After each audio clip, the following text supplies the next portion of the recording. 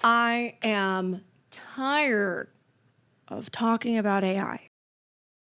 Meta keeps fumbling AI and it's wild. This story and more. I'm Allie Diamond, and this is your weekly cybersecurity news roundup, ThreatWire. As we know, the Zuck loves to throw a lot of money into investing in the latest trend, hoping things turn out. And I don't think it's working out too well right now.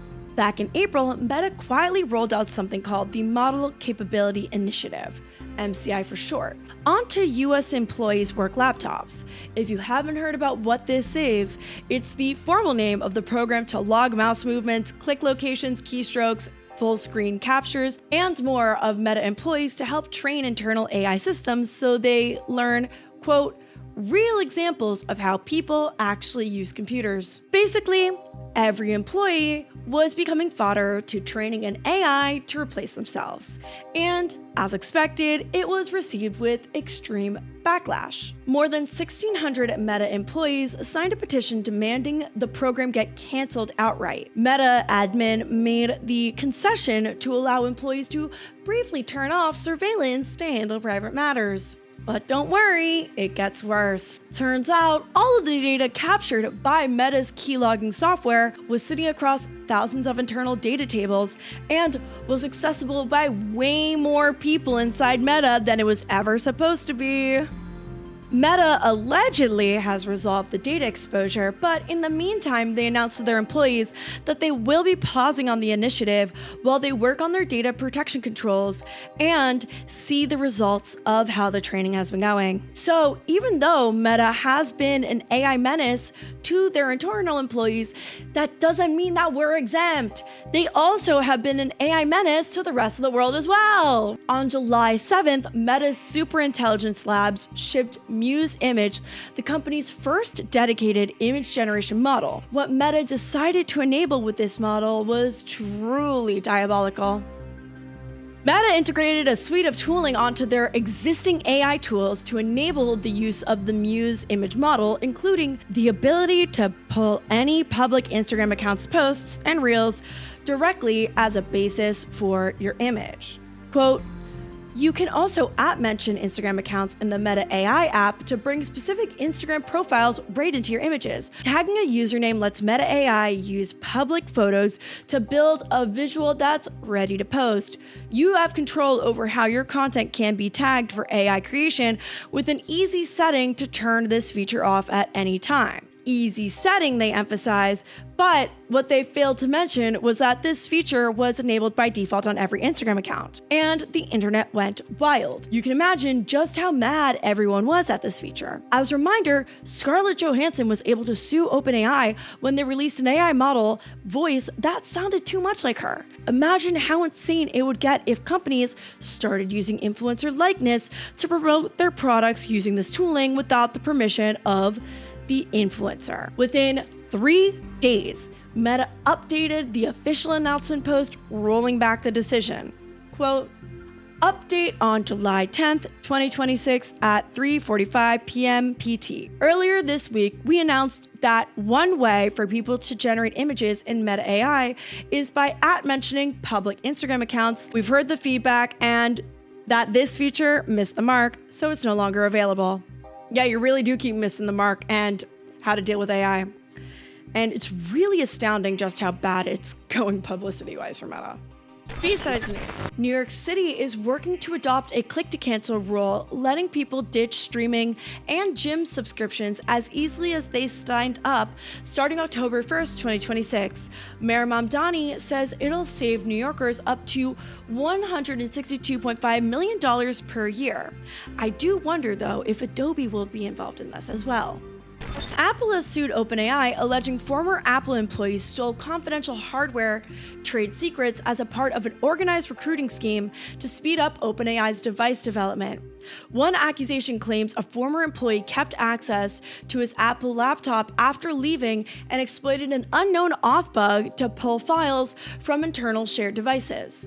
As a reminder, around this time, we should let you know that potentially you should not be signing into personal information, personal logins, personal Gmails, using iMessage on your work computer, because just because you're not part of the Meta MCI initiative doesn't mean that your employers can't see what you're doing on your computer.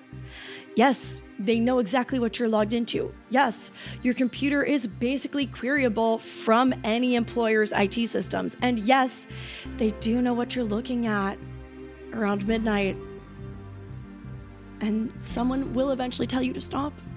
As we know, GitHub has a lot going on right now. They recently launched agentic workflows. It allows maintainers to write automations in plain Markdown and then get processed by GitHub, so an AI agent backed by either Claude or Copilot can read submitted repo issues, call tools, and post responses on its own. No human has to review every step, but of course, it's already susceptible to being hacked. Researchers at Noma Labs were able to find an indirect prompt injection, now named Get Lost. When the agent is assigned an issue, the workflow fires, reads the title and the body of the issue, can fire back a comment through an add comment tool, and can send a reply. The issue is that the agent is operating and running with read access to every other repo in the organization.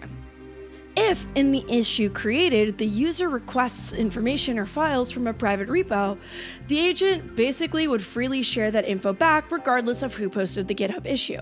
There were attempts at guardrails for this feature. However, the researchers found that simply including the word "additionally" in the instructions caused the model to reframe the request and bypass the restrictions. Traditional security models typically assume that trust boundaries are enforced by code. In agentic systems, trust boundaries are partially enforced by the model's behavior, and models are inherently instruction following. Prompt injection attacks have become to agentic AI what SQL injection were to web applications, a systematic, category-wide vulnerability class that requires the same systematic strategies and defenses. But you're probably wondering how attackers could be able to get information about private repos in an organization. New research from Datadog gives insight into a potential answer to that question.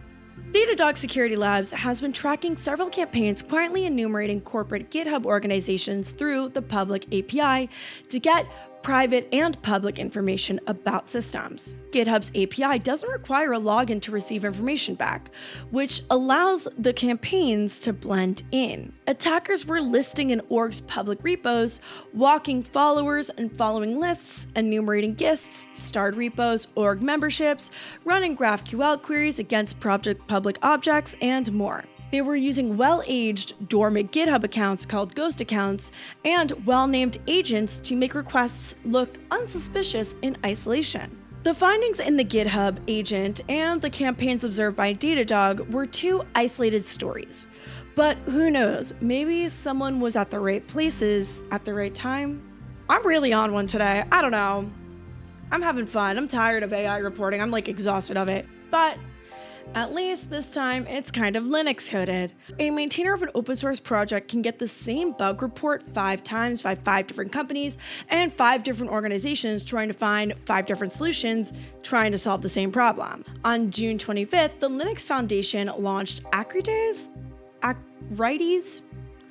This initiative is a coordinated industry effort to find, fix, responsibly disclose, and manage vulnerabilities in the open source software ecosystem. The founding group of companies consists of members like AWS, Google, Microsoft, GitHub, Red Hat, NVIDIA, OpenAI, and more. The initiative sets up one shared security incident response team and a single standardized coordinated vulnerability disclosure process. This is drastically different from how things function now, since none of them talk to each other. This solves that lack of communication. Discovery goes to the SIRT confidentially, it is worked on, and then everyone gets a synchronized disclosure. In the past, security response involved a patchwork of organizations often working on the same problems independently, sometimes shipping conflicting patches or burying maintainers under duplicate reports. Akrites changes that model. They're also introducing the concept of a maintainer of last resort. This is for solutions where critical packages that don't have anyone actively maintaining them anymore need someone to step in. So the initiative will step up and fix issues so everyone is covered. Personally, this looks like a great solution to helping out solo open source maintainers of core open source projects where no one else has been able to really get involved and help maintain. Thank you so much for watching ThreatWire for the week of July 13th, 2026. If you enjoyed this show, please be sure to like, comment, subscribe, keep posting, sharing, favoriting, turn on all the notifications so that you know when we post next, because your comments and your views help us know we're going in the right direction. We are looking. In addition, as you notice, I'm not in California. Turns out I didn't stay. Blah, blah, blah, whatever. I'm back in New York. Yay! DEF CON is coming up and I will be at DEF CON, and I have just spent way too much money on stickers. So if you do want to get some awesome ThreatWire stickers, please be sure to stop by the Hack5 booth where I will have ThreatWire stickers laid out for you to enjoy. If you want to find me online, you can find me everywhere at Ending with Ali. And remember, good luck, have fun, and don't get caught.